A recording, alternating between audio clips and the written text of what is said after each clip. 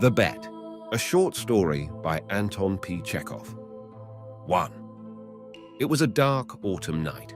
The old banker was pacing from corner to corner of his study, recalling to his mind the party he gave in the autumn 15 years before.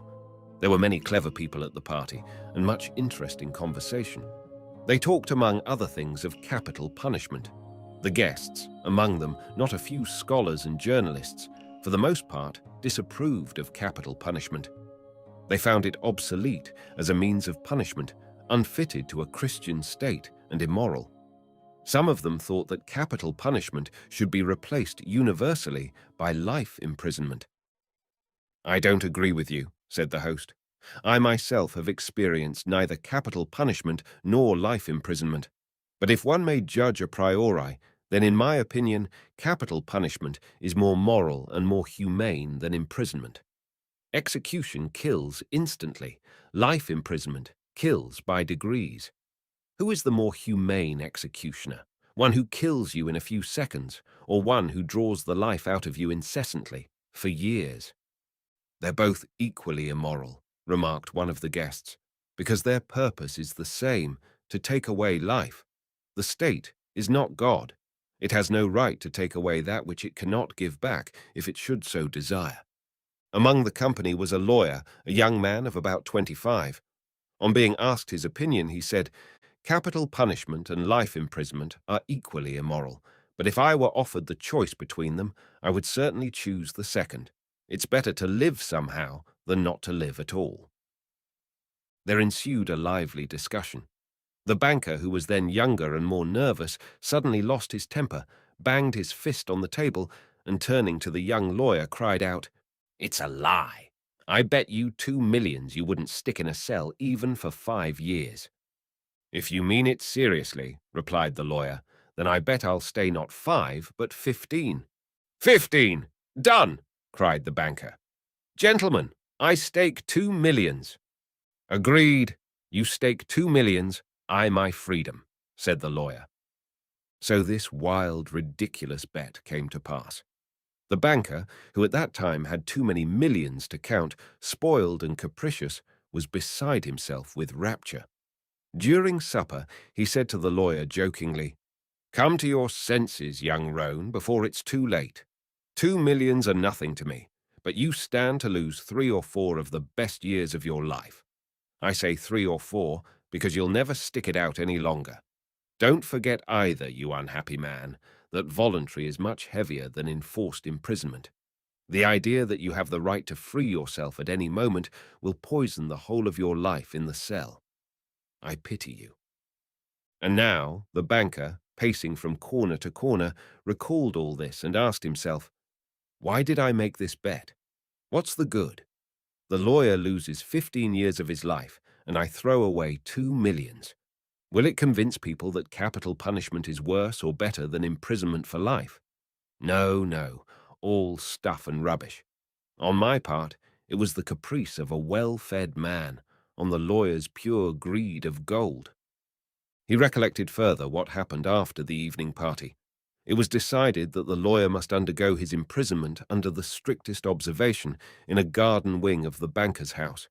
It was agreed that during the period he would be deprived of the right to cross the threshold, to see living people, to hear human voices, and to receive letters and newspapers.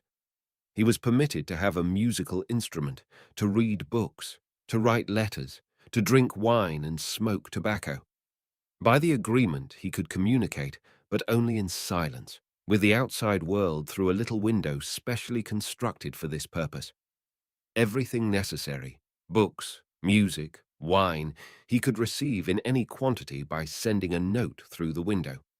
The agreement provided for all the minutest details, which made the confinement strictly solitary, and it obliged the lawyer to remain exactly 15 years from 12 o'clock of November 14th, 1870, to 12 o'clock of November 14th, 1885. The least attempt on his part to violate the conditions, to escape if only for 2 minutes before the time freed the banker from the obligation to pay him the 2 millions. During the first year of imprisonment, the lawyer, as far as it was possible to judge from his short notes, suffered terribly from loneliness and boredom. From his wing day and night came the sound of the piano. He rejected wine and tobacco. Wine, he wrote, excites desires, and desires are the chief foes of a prisoner. Besides, nothing is more boring than to drink good wine alone, and tobacco spoils the air in his room. During the first year, the lawyer was sent books of a light character, novels with a complicated love interest, stories of crime and fantasy, comedies, and so on. In the second year, the piano was heard no longer, and the lawyer asked only for classics. In the fifth year, music was heard again, and the prisoner asked for wine. Those who watched him said that during the whole of that year he was only eating, drinking, and lying on his bed. He yawned often and talked angrily to himself. Books he did not read. Sometimes at nights he would sit down to write. He would write for a long time and tear it all up in the morning. More than once he was heard to weep. In the second half of the sixth year, the prisoner began zealously to study languages, philosophy, and history. He fell on these subjects so hungrily that the banker hardly had time to get books enough for him. In the space of 4 years, about 600 volumes were bought at his request. It was while that passion lasted that the banker received the following letter from the prisoner. My dear jailer, I am writing these lines in 6 languages. Show them to experts. Let them read them. If they do not find one single mistake, I beg you to give orders to have a gun fired off in the garden. By the noise I shall know that my efforts have not been in vain. The geniuses of all ages and countries speak in different languages, but in them all burns the same flame. Oh, if you knew my heavenly happiness now that I can understand them. The prisoner's desire was fulfilled. 2 shots were fired in the garden by the banker's order. Later on, after the 10th year, the lawyer sat immovable before his table and read only the New Testament. The banker found it strange that a man who in 4 years had mastered 600 erudite volumes should have spent nearly a year in reading one book, easy to understand and by no means thick. The New Testament was then replaced by the history of religions and theology. During the last 2 years of his confinement, the prisoner read an extraordinary amount, quite haphazard. Now he would apply himself to the natural sciences, then he would read Byron or Shakespeare. Notes used to come from him in which he asked to be sent at the same time a book on chemistry, a textbook of medicine, a novel, and some treatise on philosophy or theology. He read as though he were swimming in the sea among broken pieces of wreckage, and in his desire to save his life was eagerly grasping one piece after another. 2. The banker recalled all this and thought, tomorrow at 12 o'clock he receives his freedom. Under the agreement, I shall have to pay him 2 millions. If I pay, it's all over with me. I am ruined forever. 15 years before he had too many millions to count, but now he was afraid to ask himself which he had more of, money or debts. Gambling on the stock exchange, risky speculation, and the recklessness of which he could not rid himself even in old age, had gradually brought his business to decay. And the fearless, self-confident, proud man of business had become an ordinary banker, trembling at every rise and fall in the market. That cursed bet, murmured the old man, clutching his head in despair. Why didn't the man die? He's only 40 years old. He will take away my last farthing, marry, enjoy life, gamble on the exchange, and I will look on like an envious beggar and hear the same words from him every day. I'm obliged to you for the happiness of my life. Let me help you. No, it's too much. The only escape from bankruptcy and disgrace is that the man should die. The clock had just struck 3. The banker was listening. In the house, everyone was asleep, and one could hear only the frozen trees whining outside the windows. Trying to make no sound, he took out of his safe the key of the door, which had not been opened for 15 years, put on his overcoat, and went out of the house. The garden was dark and cold. It was raining. A damp, penetrating wind howled in the garden and gave the trees no rest. Though he strained his eyes, the banker could see neither the ground, nor the white statues, nor the garden wing, nor the trees. Approaching the garden wing, he called the watchman twice. There was no answer. Evidently, the watchman had taken shelter from the bad weather and was now asleep somewhere in the kitchen or the greenhouse. If I have the courage to fulfill my intention, thought the old man, the suspicion will fall on the watchman first of all. In the darkness, he groped for the steps and the door and entered the hall of the garden wing, then poked his way into a narrow passage and struck a match. Not a soul was there. Someone's bed, with no bedclothes on it, stood there, and an iron stove loomed dark in the corner. The seals on the door that led into the prisoner's room were unbroken.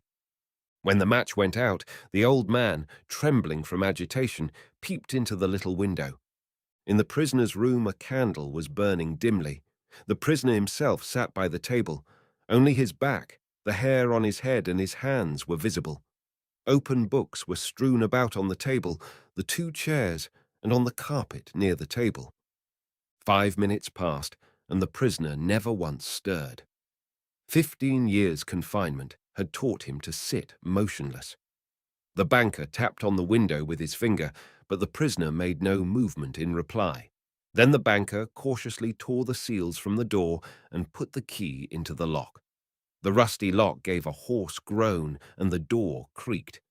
The banker expected instantly to hear a cry of surprise and the sound of steps. 3 minutes passed, and it was as quiet inside as it had been before. He made up his mind to enter. Before the table sat a man, unlike an ordinary human being. It was a skeleton with tight-drawn skin, with long, curly hair like a woman's and a shaggy beard. The color of his face was yellow, of an earthy shade. The cheeks were sunken, the back long and narrow, and the hand upon which he leaned, his hairy head was so lean and skinny that it was painful to look upon. His hair was already silvering with grey, and no one who glanced at the senile emaciation of the face would have believed that he was only 40 years old. On the table, before his bended head, lay a sheet of paper on which something was written in a tiny hand. Poor devil, thought the banker. He's asleep and probably seeing millions in his dreams. I have only to take and throw this half-dead thing on the bed, smother him a moment with the pillow, and the most careful examination will find no trace of unnatural death. But first, let us read what he has written here.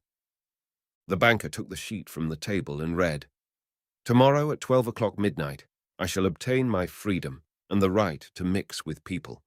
But before I leave this room and see the sun, I think it necessary to say a few words to you. On my own clear conscience, and before God who sees me, I declare to you that I despise freedom, life, health, and all that your books call the blessings of the world. For 15 years I have diligently studied earthly life. True, I saw neither the earth nor the people, but in your books I drank fragrant wine, sang songs, hunted deer and wild boar in the forests, loved women, and beautiful women, like clouds ethereal, created by the magic of your poet's genius, visited me by night and whispered to me wonderful tales which made my head drunken.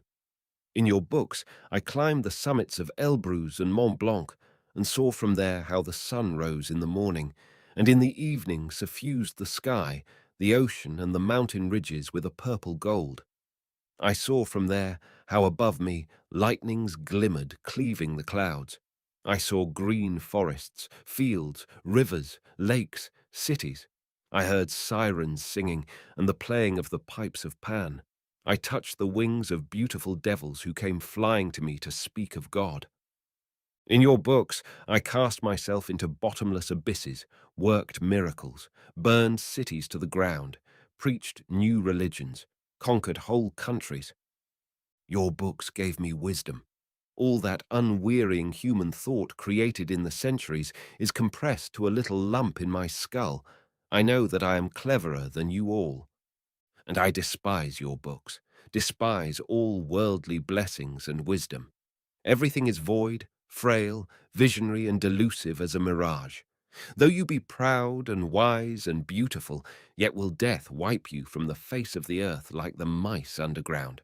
And your posterity, your history, and the immortality of your men of genius will be as frozen slag, burnt down together with the terrestrial globe. You are mad and gone the wrong way. You take falsehood for truth and ugliness for beauty. You would marvel if suddenly apple and orange trees should bear frogs and lizards instead of fruit, and if roses should begin to breathe the odor of a sweating horse. So do I marvel at you, who have bartered heaven for earth.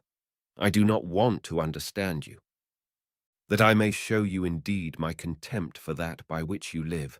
I waive the 2 millions of which I once dreamed as of paradise, and which I now despise.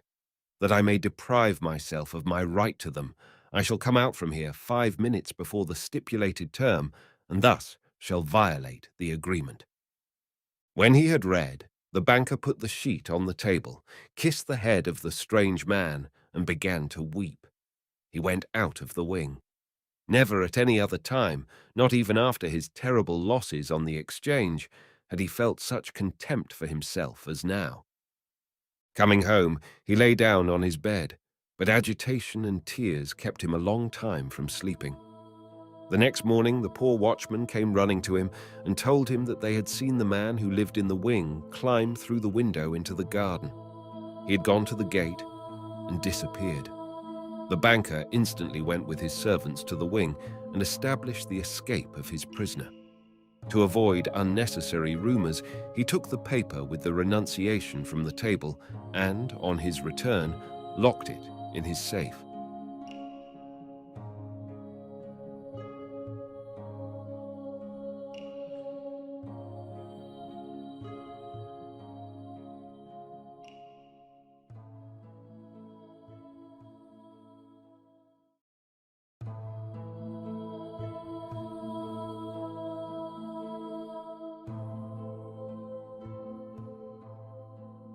In the Graveyard, a short story by Anton Chekhov. The wind has got up, friends, and it is beginning to get dark. Hadn't we better take ourselves off before it gets worse? The wind was frolicking among the yellow leaves of the old birch trees, and a shower of thick drops fell upon us from the leaves. One of our party slipped on the clayey soil and clutched at a big grey cross to save himself from falling. Yegor Gryaznorukov, titular councillor and cavalier, he read. I knew that gentleman. He was fond of his wife. He wore the Stanislav ribbon and read nothing. His digestion worked well. Life was all right, wasn't it? One would have thought he had no reason to die, but alas, fate had its eye on him. The poor fellow fell a victim to his habits of observation. On one occasion, when he was listening at a keyhole, he got such a bang on the head from the door that he sustained concussion of the brain. He had a brain, and died. And here, under this tombstone, lies a man who from his cradle detested verses and epigrams. As though to mock him, his whole tombstone is adorned with verses. There is someone coming. A man in a shabby overcoat, with a shaven, bluish-crimson countenance, overtook us. He had a bottle under his arm, and a parcel of sausage was sticking out of his pocket. "Where is the grave of Mushkin, the actor?" he asked us in a husky voice. We conducted him towards the grave of Mushkin, the actor, who had died 2 years before. "You are a government clerk, I suppose?" we asked him. "No, an actor. Nowadays it is difficult to distinguish actors from clerks of the consistory. No doubt you have noticed that. That's typical, but it's not very flattering for the government clerk." It was with difficulty that we found the actor's grave.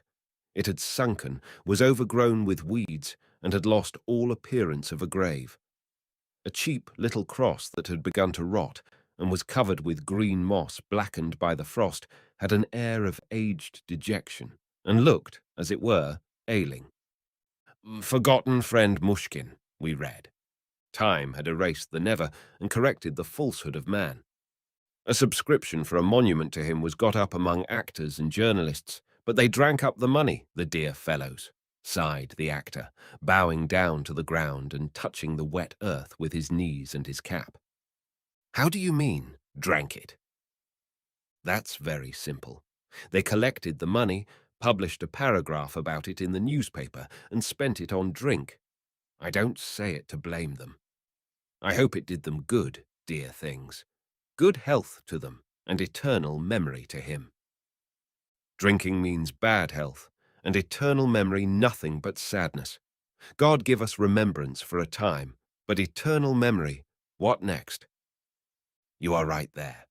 Mushkin was a well-known man, you see. There were a dozen wreaths on the coffin, and he is already forgotten. Those to whom he was dear have forgotten him, but those to whom he did harm remember him. I, for instance, shall never, never forget him, for I got nothing but harm from him. I have no love for the deceased. What harm did he do you? Great harm, sighed the actor, and an expression of bitter resentment overspread his face. To me, he was a villain and a scoundrel. The kingdom of heaven be his. It was through looking at him and listening to him that I became an actor. By his art, he lured me from the parental home. He enticed me with the excitements of an actor's life, promised me all sorts of things, and brought tears and sorrow. An actor's lot is a bitter one. I have lost youth, sobriety, and the divine semblance. I haven't a halfpenny to bless myself with. My shoes are down at heel, my breeches are frayed and patched, and my face looks as if it had been gnawed by dogs. My head's full of free-thinking and nonsense. He robbed me of my faith, my evil genius. It would have been something if I had had talent, but as it is, I am ruined for nothing. It's cold, honoured friends. Won't you have some? There is enough for all. BRRR. Let us drink to the rest of his soul. Though I don't like him, and though he's dead, he was the only one I had in the world, the only one. It's the last time I shall visit him. The doctors say I shall soon die of drink, so here I have come to say goodbye. One must forgive one's enemies. We left the actor to converse with the dead Mushkin and went on. It began drizzling a fine, cold rain. At the turning into the principal avenue strewn with gravel, we met a funeral procession, 4 bearers wearing white calico sashes and muddy high boots with leaves sticking on them, carried the brown coffin. It was getting dark, and they hastened, stumbling and shaking their burden. We've only been walking here for a couple of hours, and that is the 3rd brought in already. Shall we go home, friends?